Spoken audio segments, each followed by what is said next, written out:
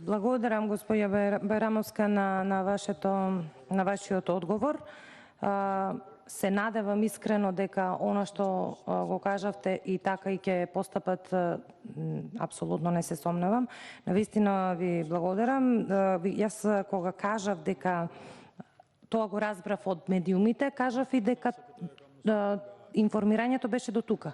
Немаме увид што се случило понатаму.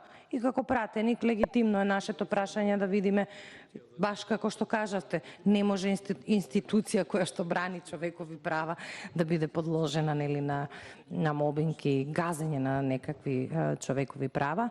И во тој смисол ви благодарам на одговорот. Секако дека секогаш сме заинтересирани по однос на овој извештај. Јас како пратеник уште од самото мое влегување во парламентот, народните извештаите на народен правобранител со особено внимание ги читам.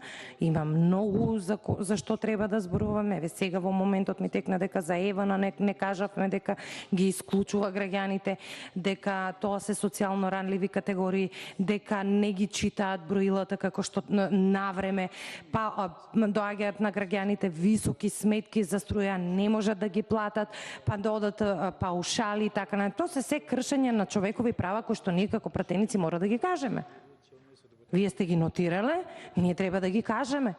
Затоа што не знае граѓанинот, особено оние што се од социјално ранлива категорија, кога ќе му дојде сметка, и тоа јас се согласувам дека е така. Сметките за струја, знаете колка ви беа? Огромни.